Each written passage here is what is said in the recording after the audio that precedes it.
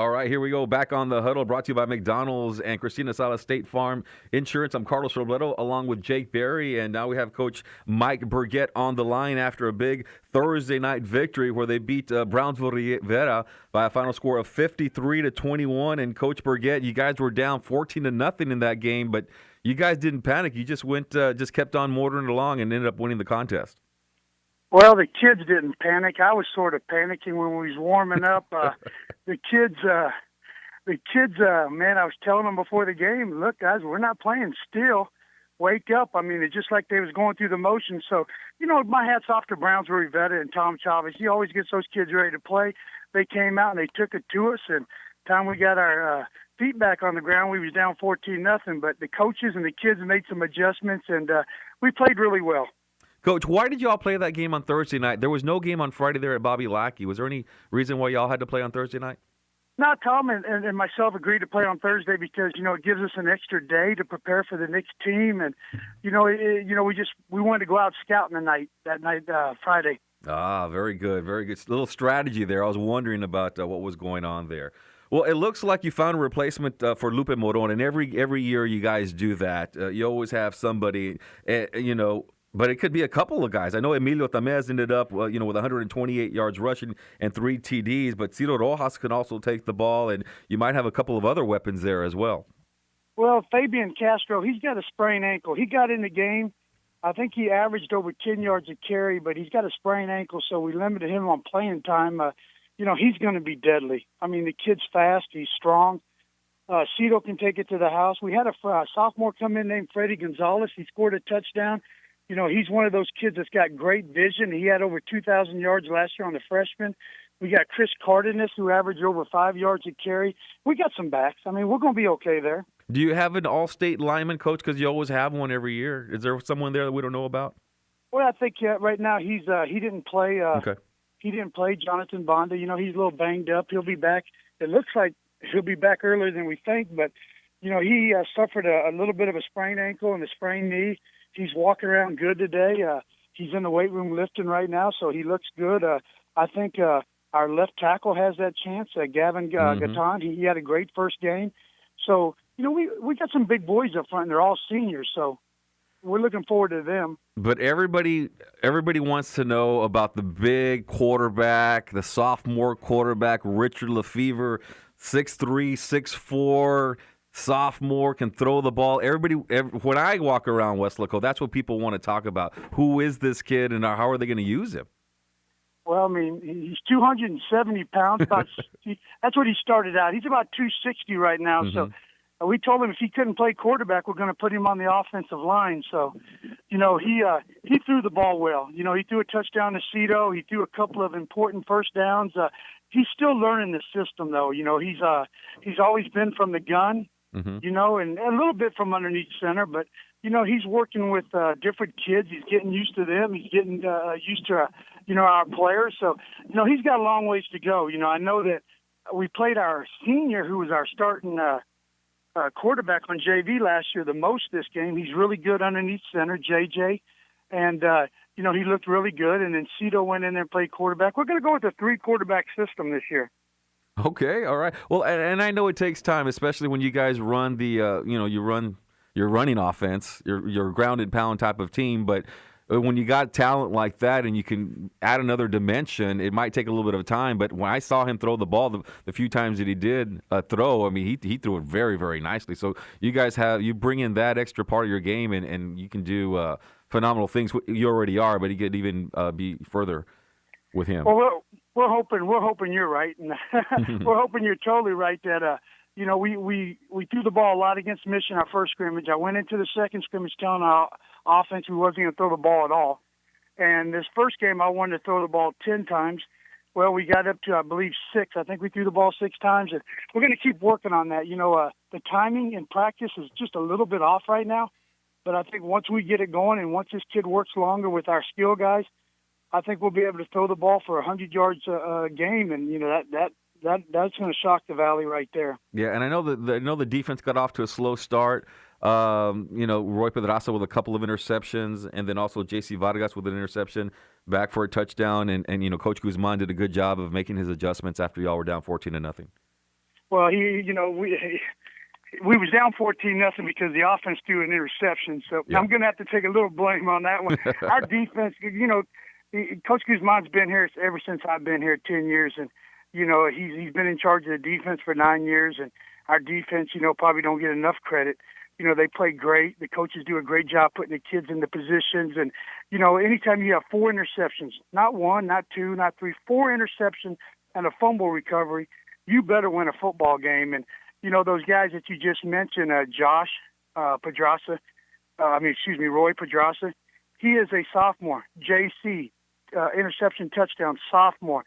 So, he's still got a very young group, so he's trying to be patient with them, trying to bring them along. I know they played as freshmen and they got a lot of playing time, but they're still sophomores. They're young men, and, our coaches are doing a good job bringing them along. Hey, Coach, it's Jake Berry. Hey, the other night, I want to know about this play. You drew up this great kick return where you used the referee to block for you. It was one of the best plays I've seen. It's got like about a couple thousand views in the first hour. But it was a beautiful play. It was a beautiful block by the ref. I mean, I got to give it up to you. Well, I'm going to tell you, Coach Perriman, our special teams coordinator, he drew it up like that, believe it or not. Did he really? We gave the referee an A+ on the block. The hardest thing to do is, as a ref, and, whether it's happened to us before and it's happened in the NFL where the referee gets he's flat-footed. He gets caught in the play, and as much as he wants to get out of it, he can't. So, they're part of the playing field, and I thought Cito did a great job, and I'll be honest with you, I don't think that young man would have tackled Cito in the open field. No, he was a blur. But, he was a blur on that play. Yeah, and Cito's got a lot. But you know what? Coach Perriman got a pay raise because of that, using that referee as a 12th man.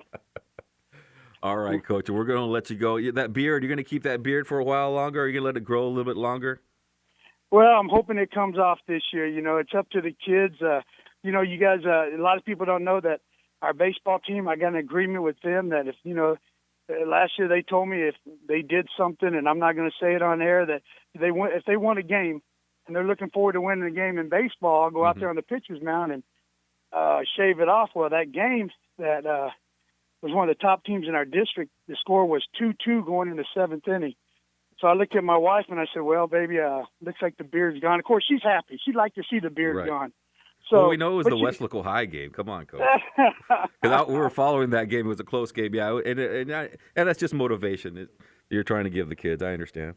Yeah, the kids, they got used to the beard, and they say, Coach, if we win district, will you shave it off? And if we win district, I'll shave the top of my head off. I mean, I ain't got much up there anyway. So, but it's fun. The kids are, I'm gonna tell you about this year's Wesco East team. Is they might be a little bit young, inexperienced, but they're fun to coach. Win or lose, we're going to give the best effort we can, and we appreciate what you guys do every game. We see you guys out there. Everything's very positive with you guys. So, at Wesco East, we want to thank you guys for covering everything. All right, Coach. Well, thank you very much. We'll let you go.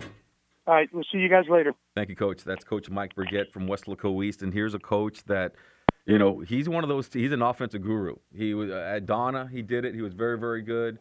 And he brought him over to Weslaco East, and he continued that there with Weslaco East. Tony Forina, what's going on? Well, contract finally got approved. They get to come on the radio.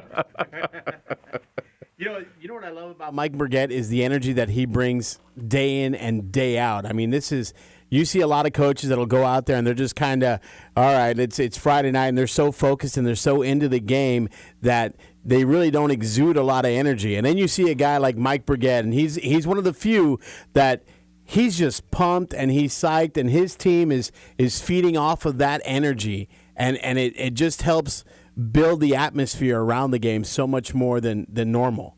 You got to love that about Mike Burget. Absolutely. And when you talk about challenging his kids and, hey, I'll shave the top of my head, who doesn't motivate the kids like that? And those kids, they look forward to that because, it gives them a chance to make fun of the bald guy. Not that I'm working with two of them in particular, but, they get that opportunity where they're going to get to have a little fun with their coach, shall we say. Yeah, absolutely. And you got to like his X's and O's, and then, like you said, the enthusiasm that comes with it. And he gets the most out of his players.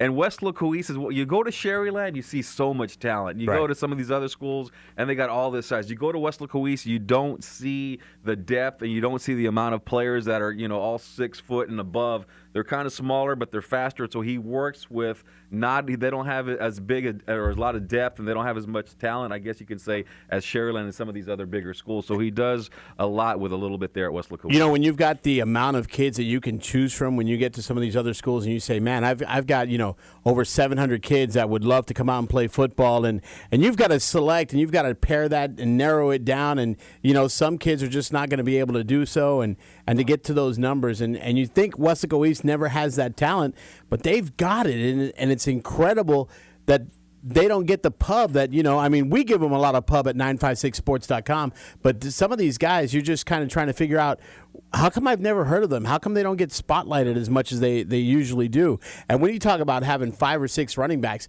tell me what Valley High School football coach wouldn't love to be in Mike Burget's shoes and have 5 or 6 different running backs that he can choose from, and a quarterback that's 6'4", 270? 260 now. Yeah. I would love to have that. That's Ben Roethlisberger right there. And his dad is Richard Lefevre Sr., okay, and Richard Lefevre was a coach over at Los Fresnos. He played at Sol Ross. He was actually in training camp with the Arizona Cardinals. Wow. Yeah, back in the day, and so he comes from a line of There's good athletes. lineage there. Absolutely. There's some good genes. Let's go ahead and take a break right now because we have several interviews still to go in the show, and we're still got a little bit more time left in the show. Tony Farina. Thank you. I'm sorry I'm late. I've just been filling in. Hey, we scheduled this show after I had a previous commitment. So, Carlos, I appreciate the love, my man. And I know that throughout the time, if Jake can't make it or if I can't make it, you're going to be our go-to guy. So we appreciate that love. Now, don't forget, if you are listening to us on AM 1700, you can also listen to us on iHeartRadio. Download that app to your cell phone. Take it with you wherever you go. iHeartRadio. Look for Fox Sports 1700 with you. You'll be able to take us wherever you go. And then following our radio broadcast, if you want to catch the stream that we're recording right now, it'll be available on 956sports.com as well. We want to thank our great partners from McDonald's. I'm still loving it. If you look at my you'll tell that I'm loving it. You're on camera right now. You can tell that I'm loving it. And Christina Sala, State Farm Insurance Agency, she's located off of Ware Road in McAllen, so you can drop in and see how she might be able to save you 40% on your insurance just by dropping in and talking to her.